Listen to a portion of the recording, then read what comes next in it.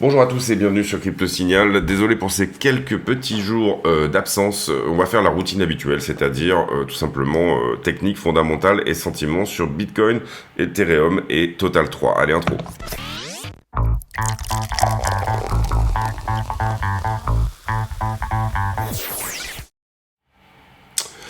Alors, Bitcoin en daily. On voit qu'on perd une partie du momentum de la montée en fait depuis 39 ici, vous le voyez, en perdant tout simplement cette trend. Pour le moment, il est possible qu'on soit au retest, possible qu'on la réintègre.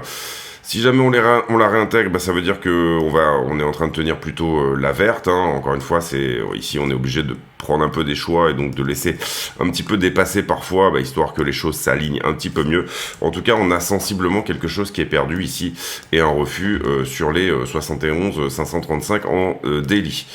Maintenant, il faut regarder la manière dont on est descendu sur cette petite correction et il faut regarder la correction dans son ensemble.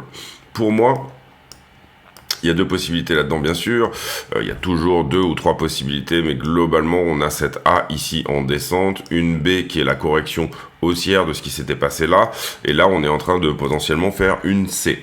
Donc la question ici, c'est est-ce qu'on doit passer sous la structure, hein, tout simplement venir passer sous les 60 000 pour donner une flat, une correction un petit peu comme ceci, ou alors est-ce que le prix nous donne une running, c'est-à-dire à ce stade, est-ce que déjà il se reprend et qu'il réintègre la trend. J'en avais pas mal parlé, mais cette trend blanche ici en daily, moi je la vois un petit peu comme une sorte de, comment dire, ici on est plutôt en tendance préférentielle short, hein, une fois qu'on passe là-dessous. Ici, on serait plutôt en tendance préférentielle longue. Donc, si elle n'est pas réintégrée très rapidement, à savoir, je dirais, d'ici vraiment 1 ou 2 jours, et qu'on ait juste une petite déviation dessous, mais que finalement, on continue à garder le momentum, attention, parce qu'on pourrait être sur une correction un petit peu plus importante. Excusez-moi. Ici, sur le 4 heures, on descend plus ou moins en élargissement. Et ici, 1, 2, 3... 4, rotation partielle 5, donc on peut peut-être se dire que si jamais on continue un petit peu à dériver au sein de ce mouvement-là, on peut peut-être se dire que pour le coup on pourrait targeter éventuellement de revenir une nouvelle fois retester 71. Ça voudrait dire qu'on réintègre la trend, donc ça serait plutôt une bonne nouvelle. Attention à un rejet ici par la trend. Dans ces cas-là, personnellement, j'aime bien regarder un peu où est le point de contrôle, où est-ce qu'il y a eu le plus de business, le plus de volume dans la zone. Et vous voyez qu'on est passé en dessous, bien sûr, on l'a perdu. Ici, on l'avait tenu, on avait réussi à rebondir dessus. Et puis, en fait, il y a eu ce mouvement un petit peu là de liquidation, hein, qui était principalement un mouvement de liquidité, et bien qui nous emmène plus bas. La bonne nouvelle dans cette correction-là, c'est que on avait une petite structure ici un petit peu en bear flag. Et que là, pour le coup, elle vient de se transformer en cassant le haut de cette accumulation, et bien finalement, en forme de structure de retournement. Donc la question c'est jusqu'où on peut aller tout simplement dans cette correction là, et bien sûr est-ce que notre C ici est terminée, ou alors est-ce qu'elle va venir toucher le point bas, je dirais la parallèle, vous le voyez ici là entre les deux, c'est-à-dire globalement une zone quelque part par ici, j'ai pas le chiffre exact mais on peut le regarder ensemble, et voilà, pour moi ça fait vraiment partie, c'est vraiment un peu l'idée de cette correction, savoir exactement où elle veut aller et surtout quel est le sentiment au niveau des liquidités là-dedans. Voilà, 59 118 ici en target si jamais on devait vraiment aller plus bas. Donc, cette rotation partielle ici, c'est une bonne nouvelle, on va dire, puisque on aurait pu peut-être s'attendre à avoir une cinquième complète ici, hein, pour aller justement dans la zone des 59 et retoucher une nouvelle fois le bas pour donner une figure ici complète. Pour le moment, c'est plutôt joli, encore une fois, pour remonter dans cette zone-là. On le voit puisqu'un élargissement, en général, on va le targeter comme suit, c'est-à-dire je prends l'amplitude totale de la figure, je la reporte au point de cassure, et on parle là d'un élargissement en descente, et là en l'occurrence ça voudrait dire venir à minima dévier un petit peu au-dessus. On avait parlé, donc autour des 73, on avait parlé également d'un éventuel élargissement symétrique de sommet. Pour le moment, il apparaît qu'on rebondit à peu près sur le bas de cet élargissement. Donc on avait envisagé éventuellement l'idée de faire une figure plus grande. que celle-ci, hein, en fait, c'était ça, la figure était plus ou moins initiée là-dedans. On avait dit attention, il est possible qu'on puisse faire une figure plus grande. En l'occurrence, on voit vraiment ici que ça a vendu fort dès qu'on est revenu sur les 71 300. Donc, attention à un retest et je rejette, ça c'est une première chose. Structure de retournement ici en 1 heure, oui, elle est propre et elle est validée. Petite structure ici où éventuellement on peut jouer dans les 73 et pourquoi pas même essayer de se dire qu'on va continuer dans cette idée d'élargissement et aller prendre ce qu'il y a plus haut. Maintenant, les questions à laquelle on va essayer de répondre quand on regardera la liquidité, c'est qu'est-ce qu'on a exactement qui est garé ici au-dessus des 71,3 puisque c'est un endroit qui a refusé 1, 2, 3, 4, 5 fois. Ça veut dire qu'on a du monde à venir chercher.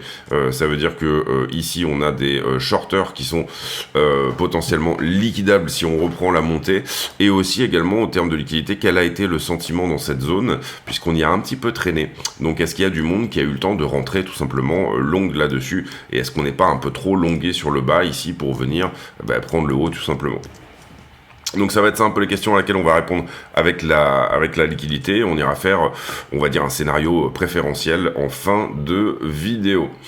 En ce qui concerne Ether, BTC, il bataille un petit peu sur la zone des 0,05 et pour le moment, on va dire que c'est pas très joli. Hein. On avait ici une distribution très propre qui a été cassée et vous le voyez ici que pour le moment, on va dire que ça continue à distribuer, c'est-à-dire que Ether, BTC est plutôt à la baisse depuis qu'on a perdu finalement ce triangle-là de compression.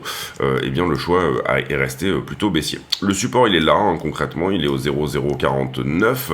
Il faut ici une réaction hein, sur ce niveau, il ne faut pas que ça reste ici trop dans la zone à larver un petit peu comme ceci, vous le voyez en descente. Ce qu'on veut c'est également la même idée, hein, venir retourner la structure pour que Ether soit plus haussier que BTC en comparaison. Et pour le moment c'est pas vraiment ce qu'on a sous les yeux, c'est pas vraiment ce qui se met en place. On va regarder ici. Ouais, on a à chaque fois, enfin, on est vraiment dans cette tendance où on va dire on fait des creux de plus en plus bas et des sommets. On refuse vraiment ici. On est vraiment dans cette tendance de distribution. On va dire toute cette zone-là fait support hein, d'une certaine manière, mais pour moi, voilà, c'est vraiment 0,049 parce que on peut le retrouver dans des plus hautes time frames, c'est-à-dire qu'on peut lui trouver une signification qui a été dans la grosse correction qu'on avait faite ici. Donc, si on doit continuer finalement cette grosse zone de range, hein, excusez-moi, j'ai un peu dévié, mais cette grosse zone de range sur Ether contre BTC, on va dire que c'est le moment où il va falloir qu'il se réveille. Donc prise de risque là, si jamais vous rentrez sur Ether maintenant, mais c'est bien sûr ce genre de prise de risque qui peut derrière payer, parce que du coup on est plutôt en bas de quelque chose qu'en haut de quelque chose. Maintenant, à dire que ça tiendra forcément, ça fait partie de la prise de risque de dire que ça pourrait éventuellement être le cas. En ce qui concerne Ether contre le dollar, on est là sur BitGateway. Ether contre le dollar, eh bien, on avait perdu ici cette accumulation. On a eu le retest, on est redescendu. Cette accumulation, c'était plutôt un biseau, même si il n'est pas extrêmement propre. C'est-à-dire qu'on aurait peut-être attendu une 5e vague dedans. Mais en l'occurrence, le support daily, pour l'instant, fait son travail. Hein. C'est le rouge qui est là, vous le voyez. Le support daily, pour le moment, fait son travail. Une des questions, je pense, qu'on peut se poser, c'est que c'est un peu la même chose que sur BTC, c'est j'ai une A ici, j'ai la correction haussière ici, est-ce qu'on serait pas dans une C qui finalement nous emmène à 2870$? Ça voudrait dire, d'une certaine manière, encore une fois, dans l'idée, finalement, peut-être une correction sous forme de... Là, pour le coup, on est plutôt sur une zigzag, c'est-à-dire que, vous voyez qu'on a une flat, on serait remonté bien plus haut, et on ne l'a pas fait. Donc une zigzag et reproduire finalement cette vague là à la perte de celle-ci, c'est-à-dire à partir du haut de celle-ci. Donc ça donnerait à peu près ce que j'ai dessiné là, je pense. En tout cas, si on reporte une droite pour tout simplement se dire, voilà, on réitère un petit peu ce qui s'était fait ici à la hausse vers le bas. On va enlever ça, c'est pas tellement important. Ouais, ça nous ramènerait ici sur 2742, ce support là ici autour des 2742. La question, c'est pour moi, on y répondra si jamais on perd ce support daily, hein, d'une certaine manière, une ouverture-clôture en daily sous ce niveau-là, et oui, on peut assez facilement se dire qu'on peut aller targeter sur Ether, finalement un retour sur cette zone de support-là, et pourquoi pas un retour sur sa trend initiale ici, vous le voyez, la trend la moins agressive sur Ether se trouve à peu près sur cette zone-là. Donc ça serait un petit peu la grosse correction, hein, on va dire, sur Ethereum. À dire que ici, on peut, comment dire, tronquer la zigzag, hein, et ça arrive parfois, ça vous donnera une structure de retournement. Pour moi, on aura l'info également que quand on aura pris finalement cette zone où on a refusé, c'est-à-dire les 3600. Entre les deux, l'idée c'est de jouer la latéralisation comme ceci, hein, de continuer cette idée que ça latéralise, encore une fois. Faire la météo de demain, c'est parfois dire qu'il fera le même temps qu'hier, là on latéralise, donc voilà, je pense qu'on peut enlever ce support ici en 4 heures, parce qu'il est perdu, et essayer peut-être de trouver quelque chose d'un peu plus rapide en termes de signal, pour se dire qu'éventuellement, alors soit on met, là on est sur un 4 heures, c'est très bien, soit on met quelque chose, je dirais, par ici. C'est-à-dire, bon, je considère que dès qu'on ouvrira et fermera une bougie 4 heures sur cette zone-là, finalement, la latéralisation ne tient plus. Hein, puisque, à minima, ici, je parle d'intraday et de très court terme. L'idée, ça serait potentiellement de revenir là. Pardon. Et le signal qu'on part sur une continuation, il serait plutôt dans ce sens-là. On voit ici que pour le moment, on est sur une structure, je trouve, hein, qui semble un petit peu vendeuse.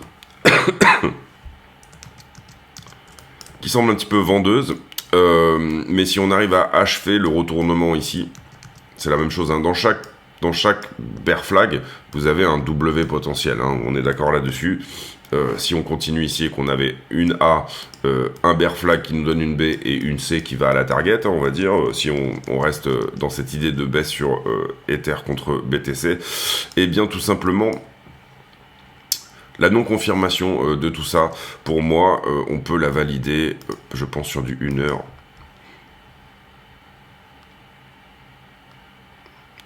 Ouais, elle est quasiment validée.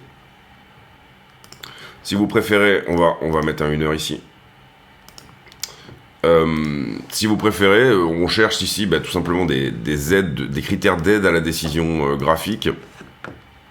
En l'occurrence, si je veux, si j'avais pas vu cette bougie là avant, et que je m'étais dit, en fait, il faut que ça reste une mèche, 1 heure, on va dire, ce mouvement-là, une prise de liquidité, et puis s'en va, hein, ce qui en général ne va pas nous aider à nous dire qu'il y a effectivement une structure de retournement, et bien à ce moment-là, j'aurais tendance, moi, à choisir le 1 heure et à choisir ce niveau-là. Et vous voyez qu'on a fait une ouverture-clôture au-dessus pour le moment. Donc pour le moment, à l'instant T, on voit que ça a percé. On peut reprendre celui qui est un petit peu plus haut, vous le voyez ici, hein, dans la correction précédente. Mais il est possible qu'on soit plus sur une structure de retournement qu'un flag. Ce qu'on veut voir maintenant à ce stade, c'est tout simplement que la parallèle à ceci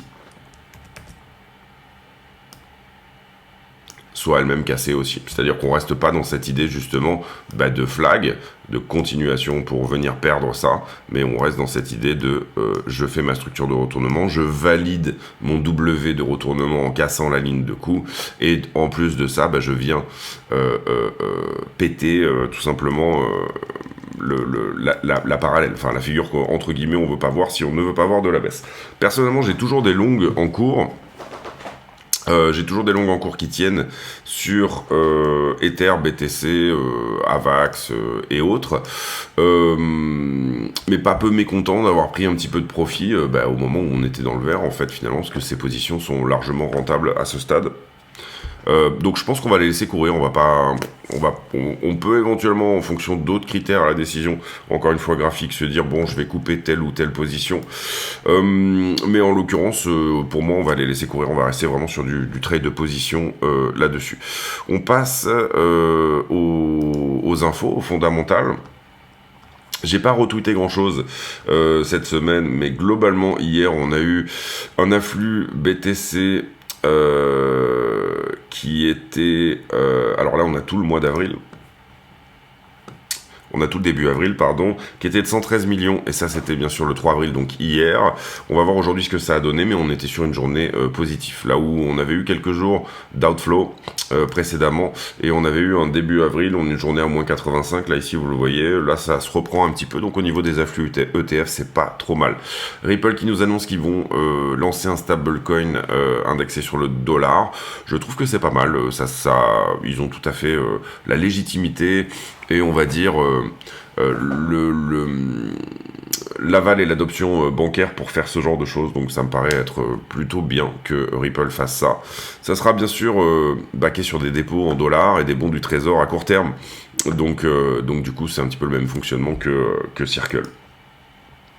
Ce sera probablement un stablecoin très sûr, maintenant à voir s'il va être adopté tout simplement par les exchanges notamment, mais aussi par les utilisateurs. Ici on n'a pas grand chose sur Wall Street Journal, on passe également sur les quelques autres news. Ici JP Morgan qui dit que Ethereum pourrait éviter d'être étiqueté comme une security, donc une valeur mobilière, hein, à contrario d'une commodity qui va être, on va dire, une forme de matière première, biens et services.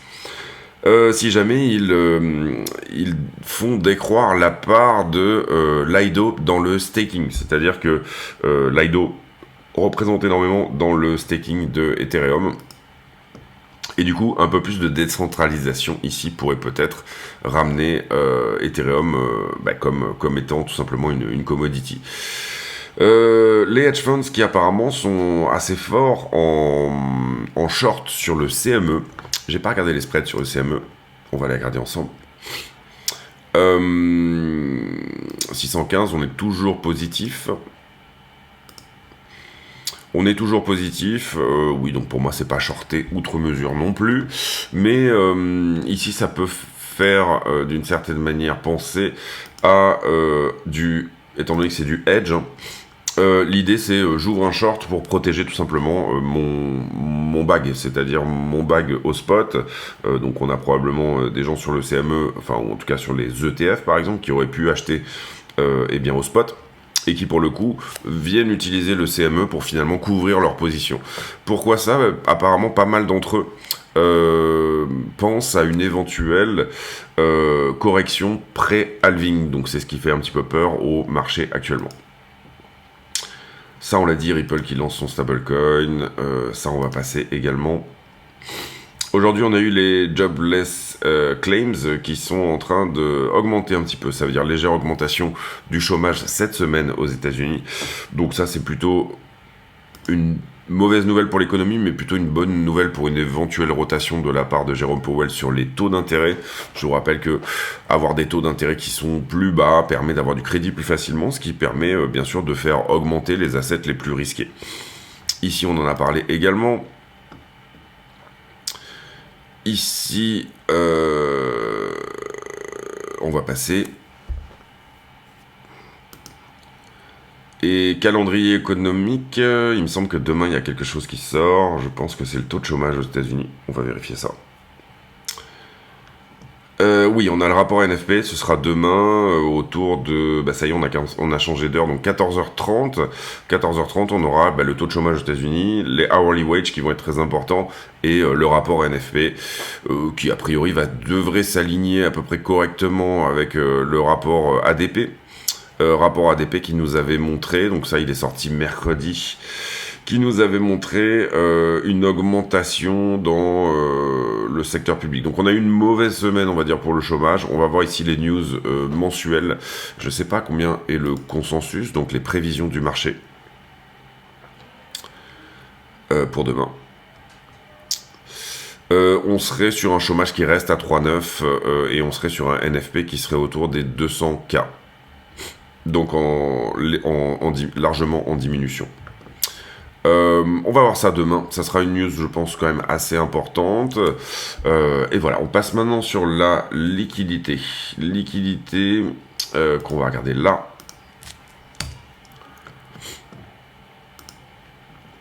Alors, on a liquidé 165 millions hier sur la période. On a quand même, je pense, pris pas loin de 500 millions en tout, hein, sur la baisse. Vous voyez qu'il y a à peu près 76 millions, donc la moitié qui sont sur Bitcoin et Ethereum. Là, on est plutôt dans la normalité. Et la map est plutôt verte, donc on a liquidé principalement du long, à part sur Bitcoin où on a liquidé un petit peu de short. On va regarder le carnet d'ordre. Je vais en poser une petite seconde. Alors, le carnet d'ordre, on a pas mal de monde positionné à la vente et très peu de monde positionné à l'achat, en tout cas je trouve. On voit ici que sur la descente, il y a des ordres à l'achat qui ont été touchés. Du coup, on avait un petit peu les mêmes ordres, hein, à peu près sur les mêmes zones qui étaient réapparus, hein, comme pour toucher une deuxième fois également. Et qui là viennent de disparaître malheureusement à peu près ce matin. Donc si le prix doit dropper, il n'y a pas grand monde pour acheter en face. Et on a plutôt du vendeur sur la zone, donc ça dénote un sentiment qui n'est pas très bon. Zone suivante, à peu près 63 000. Voilà, on peut dire que c'est pas très joli, hein, en termes de carnet d'ordre. On préférait que ces ordres soient restés, ou en tout cas qu'au vu de la petite montée qui a eu lieu ici, en termes de sentiments, on aurait préféré les voir même se dispatcher un petit peu plus haut, voilà, vouloir en fait courir derrière le prix, hein. C'est ce qui peut permettre tout simplement de continuer à pulser derrière. On voit quand même, puisque on a eu pas mal d'ordres d'achat qui ont été touchés également dans cette zone. Globalement, alors je sais plus, je vais essayer de vous retrouver l'info parce qu'elle est intéressante. Je mets en pause une petite seconde. Voilà, du coup, je l'ai reposté comme ça, il me semblait l'avoir fait, mais en gros, on a le directeur de Hut Mining, qui est une très grosse boîte de minage, qui nous dit que il y a très peu de Bitcoin sur les exchanges, mais aussi dans les réserves des OTC Desk. En ce moment, ça c'est un vrai problème, puisque d'une certaine manière, eux-mêmes, étant mineurs, ont été contactés par beaucoup. Là, ils disent banques, mais en fait, c'est globalement des OTC Desk, hein, donc des gens qui vont vous vendre de la crypto sous le manteau. On va dire sous le manteau, c'est-à-dire non pas sur le marché spot comme ça se fait habituellement pour le commun des mortels, mais plutôt quand on parle de grosses sommes, pour ne pas faire bouger le prix quand vous voulez acheter des sommes conséquentes, eh ben il va falloir que vous le fassiez tout simplement over the counter. Donc du coup ici lui nous dit qu'il y a énormément de très gros OTC Desk, hein, globalement, qui les ont contactés pour pouvoir acheter une partie de leur BTC, puisque les mineurs ont bien sûr pour le coup des réserves en Bitcoin qui sont assez conséquentes. Et ce qu'on peut voir là-dedans, c'est également que ces OTC Desk doivent racheter à un moment donné pour pouvoir pourvoir à des afflux d'ETF qui dernièrement n'ont pas été exceptionnels, mais commencent un petit peu à se reprendre, mais en tout cas que toutes les réserves ont été prises ici. Et un des problèmes, c'est que ces OTC Desk doivent recharger. Ils essayent de trouver toutes les solutions possibles, parce que malheureusement, quand vous devez recharger, si jamais vous devez le faire sur le marché spot, pour le coup, ce qui n'est pas l'habitude des OTC Desk, en général, les OTC Desk vont venir racheter tout simplement les très grosses corrections. Peut-être que c'est effectivement même ce qui s'est passé ici par exemple. Derrière vous êtes en capacité de fournir les afflux sur les ETF. Donc il est important de garder une bonne constance sur les afflux ETF. C'est vraiment très très important, parce que c'est une nouvelle demande et ça crée effectivement ce choc de demande, hein, sur Bitcoin.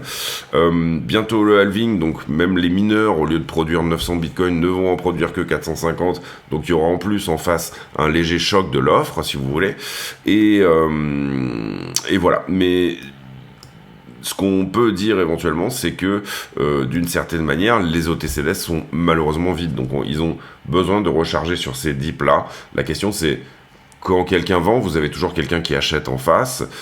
Le prix fait la différence, c'est-à-dire le prix n'est que la résultante d'une conviction d'un déséquilibre entre l'offre et la demande, mais vous avez ici des gaps forcément qui se font en termes de prix, c'est ça que je veux dire. Désolé, c'est un peu confus. Le funding. Alors, on a beaucoup corrigé, vous le voyez, sur le nombre de contrats en circulation ici, c'est-à-dire l'open interest. On parle là, bien sûr, des marchés en levier, tous ceux qui sont leverage traders.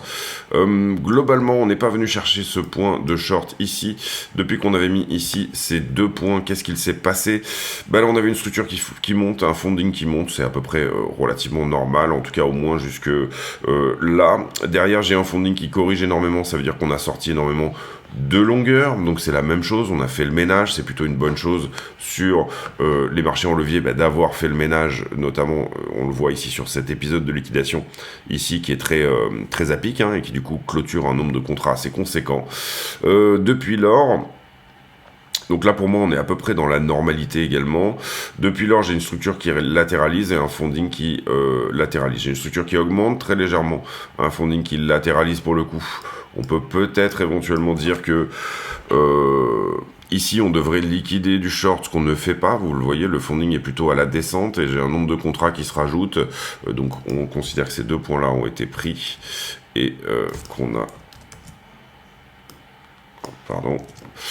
Qu'on a potentiellement quelque chose en short à prendre ici, là, sur le point où on est.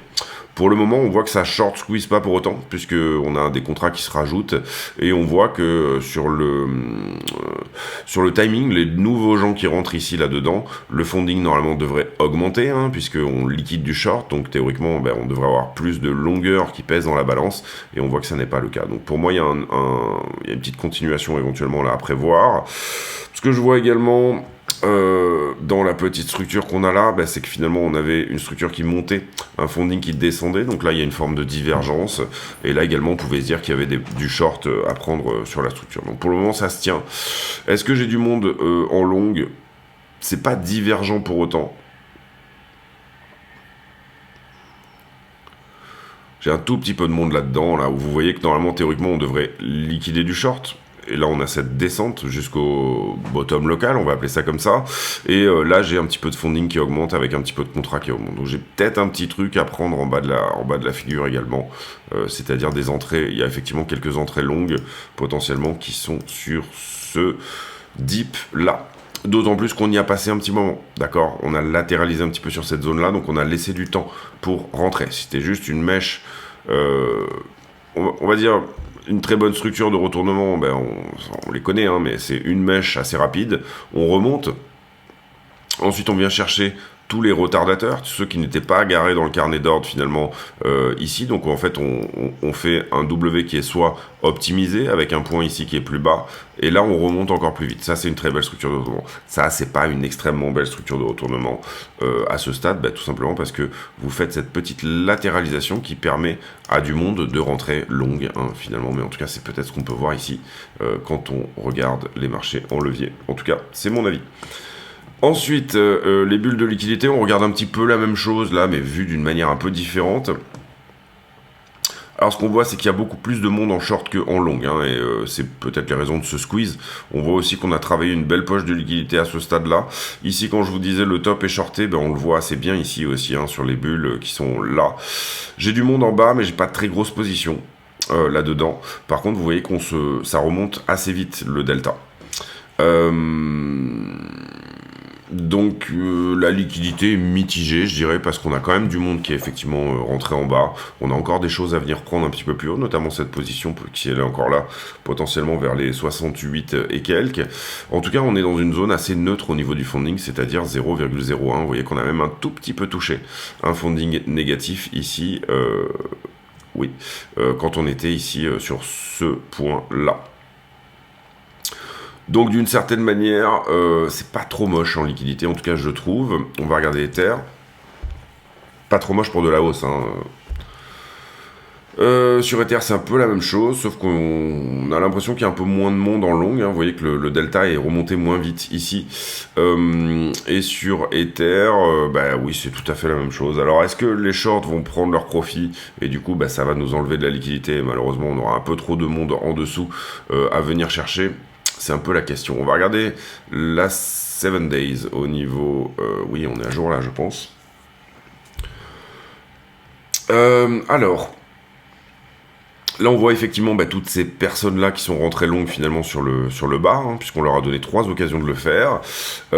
Également, on voit qu'on est en train de short squeezer la poche de liquidité ici, qui trouve peut-être sa fin autour des 68 500.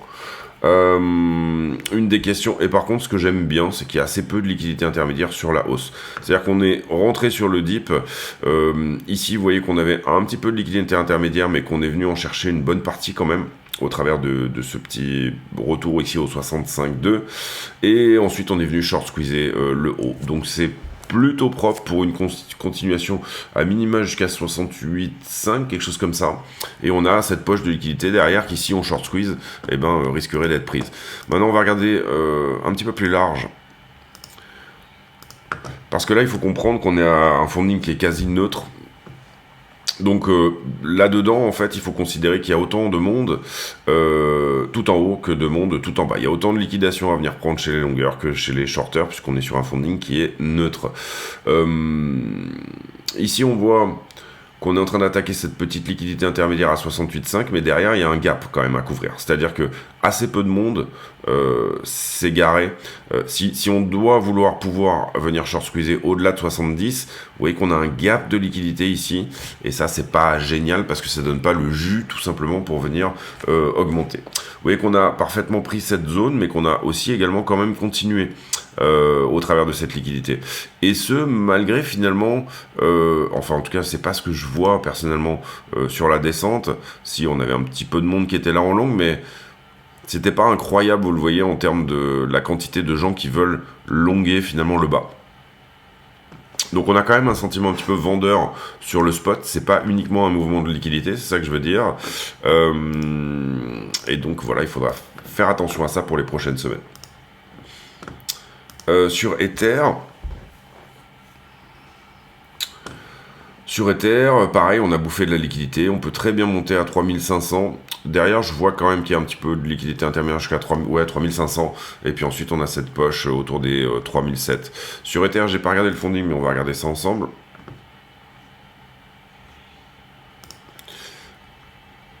Je vais juste faire ça. Funding a été bien reset aussi, vous voyez qu'on était à peu près dans les mêmes zones, 0,08, et on est désormais à 0,016.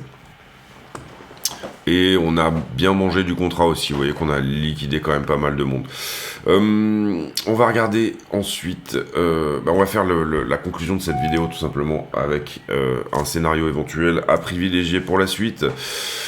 Alors, on a une petite boîte de liquidité quand même ici, dessous. On a été un peu longue, et ça on le voit même avec les bougies, qu'il y a eu déjà quand même le temps pour les longues de rentrer. Le sentiment a bien switché dans cette zone, mais c'est ce que je vous expliquais également tout à l'heure. On va arriver dans une zone, donc on a de la liquidité et on en a pas mal, et c'est la boîte finalement qu'on regarde. Je pense qu'on la voit même sur la 7 jours en heatmap. La boîte qu'on voit par là, vous le voyez au-delà de 70, pour revenir au-delà de 70, on en a. Mais il me manque un petit peu de monde ici en fait, pour aider la liquidité. Donc c'est la demande au spot, je pense, qui va vraiment parler ici. Est-ce que les gens sont intéressés et pensent que c'est un bon prix d'acheter du Bitcoin actuellement à 68, ou est-ce qu'ils ont garé leurs ordres plus bas? La demande au spot, on a vu qu'elle n'était pas incroyable sur cette montée-là. Donc pour le moment, on n'a pas les signes, on a regardé ici le carnet d'ordre, on n'a pas les signes que ça veut courir derrière le prix, et que donc ça va tout simplement supporter le prix vers le haut. En tout cas, pas sur Binance, pas sur le plus gros contrat, on va dire, BTC USDT Binance, il n'est pas extrêmement rempli avec des ordres à l'achat. Donc tout ça, c'est un petit peu la baston. Manque de liquidité, donc ça je l'ai dit ici en short, parce qu'on n'a pas tellement eu le temps là en fait sur ce dip là. Donc c'est pour ça que on va voir comment on se comporte. Voilà, pour moi, là on est en train de chercher quelque chose à l'intérieur de cette imbalance là. Pour le coup, le mouvement de liquidité, il n'est pas beaucoup plus haut. C'est-à-dire qu'on l'a vu même sur, vous le voyez ici, il y a une poche de liquidité, et même là, on le voit même sur ce dip-là, qu'il y a assez peu de monde finalement short au-delà. Demande au spot, c'est pas exceptionnel non plus. Assez difficile de faire un scénario sincèrement sur le mouvement actuel. On va dire que si on s'en fie à la structure, on a déjà une petite structure de retournement là-dedans. Donc une continuation ici comme ceci, je dis pourquoi pas. Maintenant, c'est pas parce qu'on a un W qu'on va nécessairement inverser la tendance, d'accord. Il est tout à fait possible tout simplement que le prix nous donne une forme de structure un petit peu plus grosse. Là, la bonne nouvelle, c'est ce que je vous disais, c'est que on arrive à casser ça, qui a été une structure plutôt vendeuse, hein, avec cette espèce de montée larvée comme ceci. Donc ça, c'est une bonne nouvelle. Maintenant, est-ce qu'on n'est pas en train de faire quelque chose de plus grand, tout simplement? Voilà, peut-être quelque chose comme ça, par exemple, et qui lui, après, fait son dip. C'est un petit peu la question que je me pose. On est en train de couvrir ici cette imbalance là pour le moment. Si ça doit rejeter, vous le voyez ici en général assez souvent dans une imbalance, on va dire qu'elle est vraiment totale quand il n'y a pas eu de business du tout, hein. Une imbalance, c'est quand le prix délivre très fort. Là, vous voyez qu'avant ça, on avait eu cette petite montée qui était déjà venue chercher en fait finalement ces shorts retardataires, ok. Et ensuite, on a eu le vrai drop. Donc du coup, cette imbalance, elle n'est pas aussi puissante, et on le voit également, hein, sur la liquidité avec les shorters. Sous-entendu, en fait, on pourrait regarder que le prix et se faire une idée à peu près de la psychologie, en fait, hein, puisqu'on fait de la psychologie, hein, en soi. Mais pour moi, voilà, ce que je veux dire par là, c'est que une imbalance, elle est extrêmement propre jusqu'à la zone vers laquelle on n'a pas corrigé à l'intérieur, c'est ça que je veux dire. Donc il faut regarder sur une imbalance aussi ce qui s'est passé juste avant. Voilà. Alors, donc du coup, conclusion et scénario privilégié. Alors pour moi, c'est d'abord les confirmations ici qu'on doit attendre pour vraiment établir un scénario privilégié. C'est une bonne nouvelle qu'on ait cassé ici cette distribution, en tout cas qu'on en casse le momentum. Pour le moment, je regarde la tendance de fond, on a une tendance de fond qui est parfaitement haussière, d'accord. Ici, un plus haut, un plus bas, tant qu'on ne perd pas ici ce plus haut là, eh ben on n'a aucune raison de paniquer. Et quand je dis perdre, ça veut dire s'installer dessous. C'est pas juste venir chercher quelque chose sous la structure et ensuite repartir, hein, puisque BTC adore faire ça. À partir du moment où on perdra ce creux-là, et là je parle d'un scénario privilégié plutôt sur du moyen terme, ben, vous aurez un fabuleux M-top, perte de la ligne de coup, retest, et pour le coup on peut éventuellement viser plus bas. Personnellement, c'est pas mon cas, on va dire, tant qu'on ne perd pas. Tant qu'on ne perd pas ça, à moyen terme, moi je reste haussier, puisque la tendance qui est derrière moi, elle est haussière, d'accord? Trouver un joli retournement ici, et ça je l'ai déjà expliqué tout à l'heure, mais ça serait effectivement venir la perdre d'une certaine manière, donc perdre cette ligne de coup là, mais finalement derrière se reprendre, donc faire un mouvement très rapide dans le temps, une prise de liquidité, on vient chercher les stops qui sont là-dessous, et à partir de là, on rebondit et on repart. Est-ce que je crois beaucoup dans une running, c'est-à-dire que le prix se remette dès maintenant?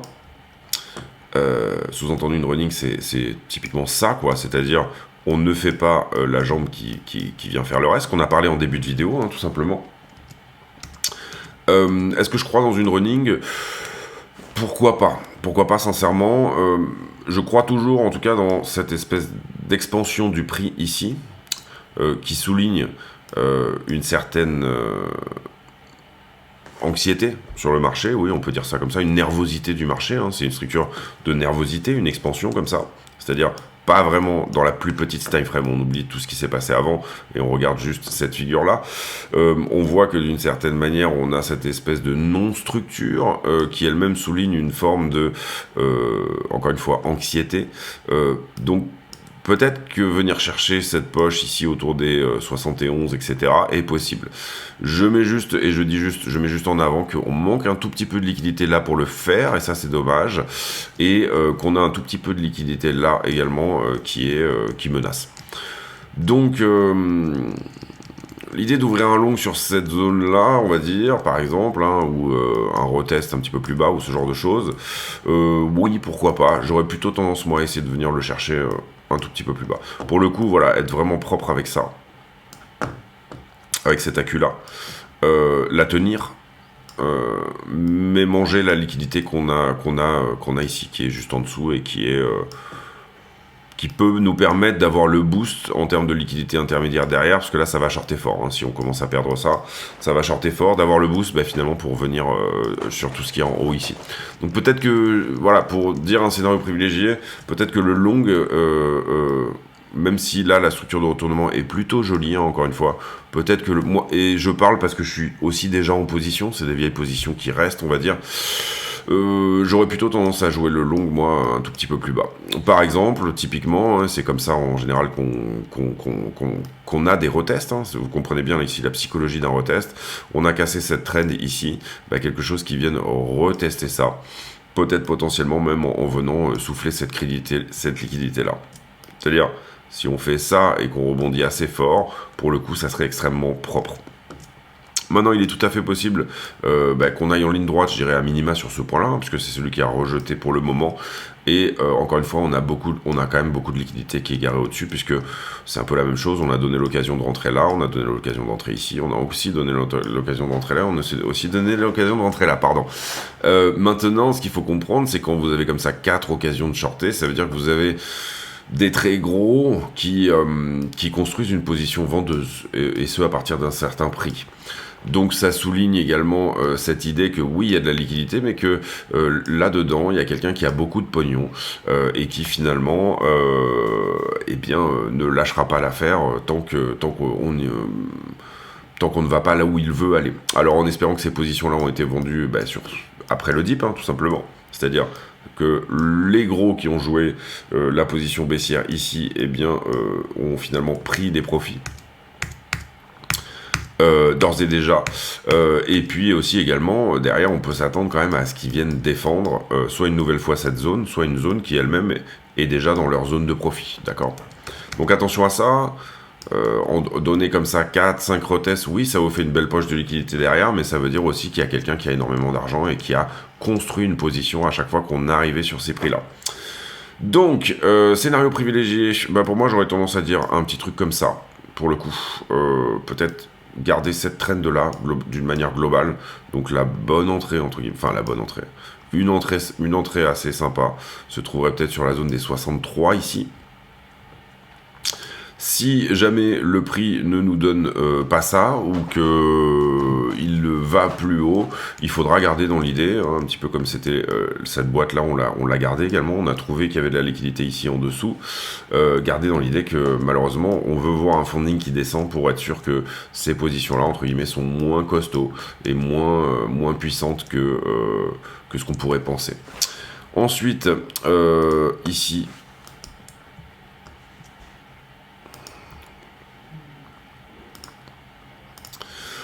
Ici également, ce qu'on peut voir éventuellement et dire, c'est que on perd quelque chose d'important. On perd cette trend, d'accord.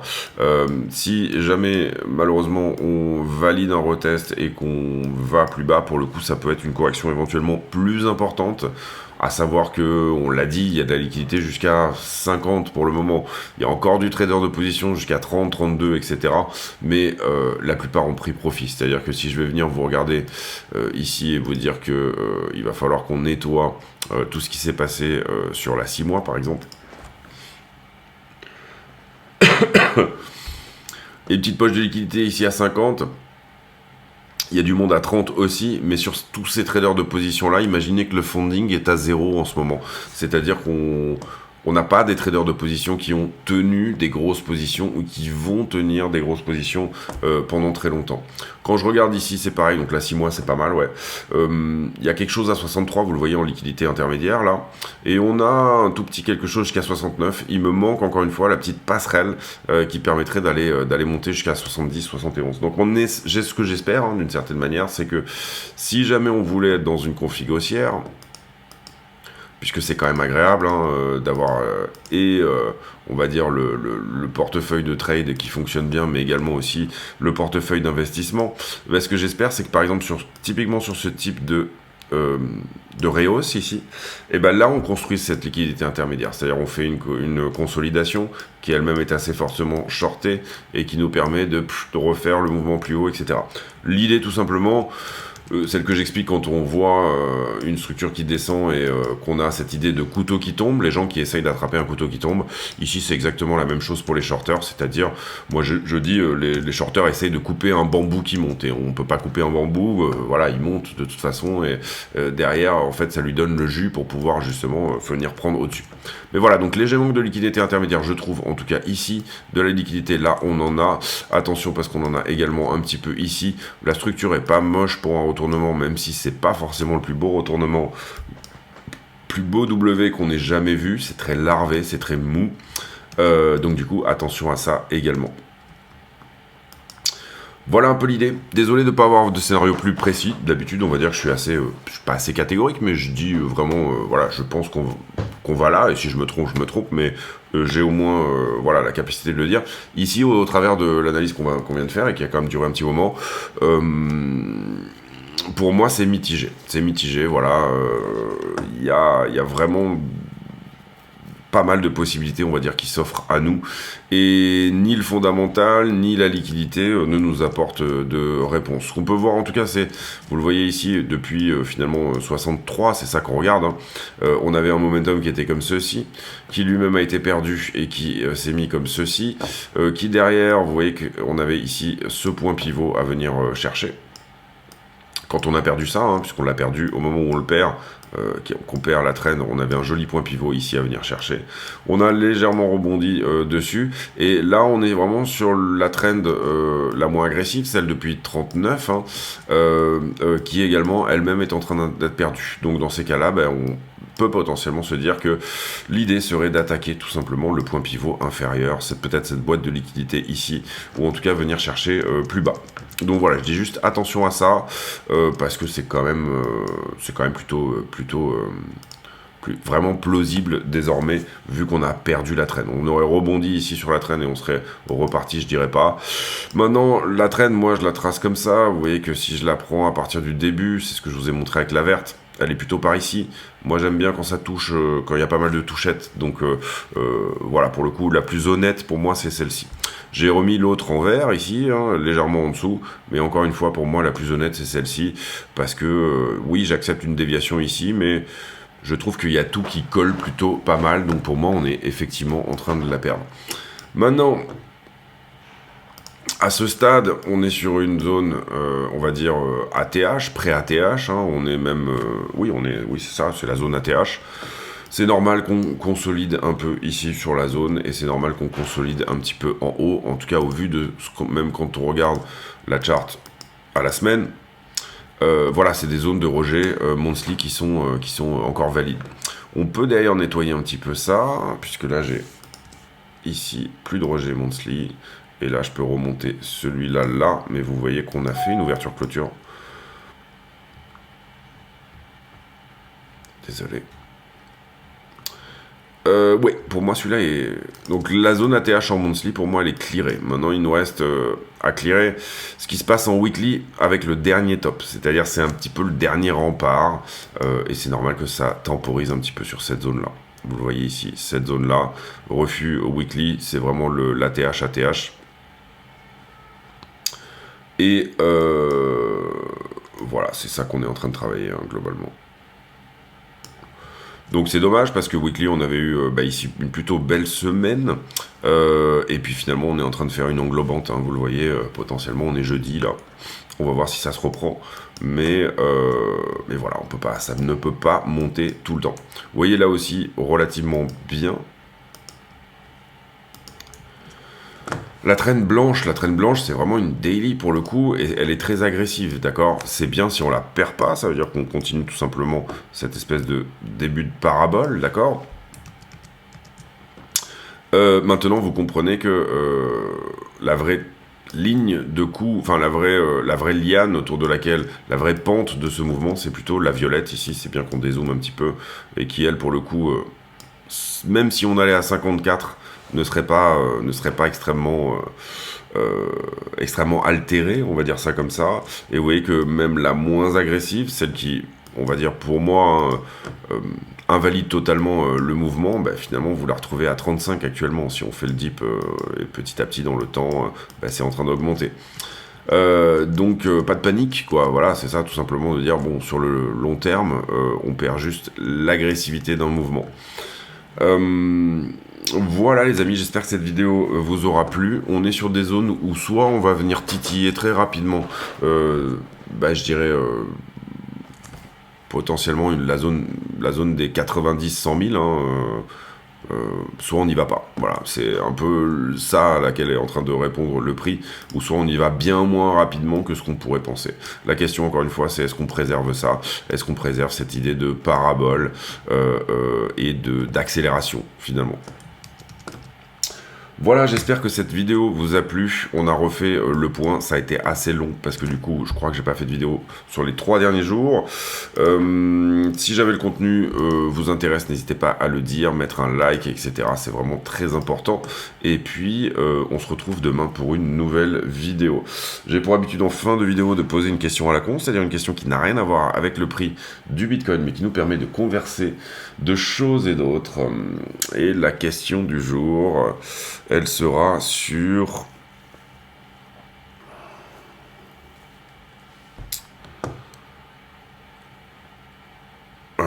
on va encore parler de cette purée de grippe du moment. Alors je sais pas vous, mais moi je crois que j'ai rarement autant souffert d'une grippe en termes de nombre de jours, et puis de fièvre, et puis de ce que vous voulez.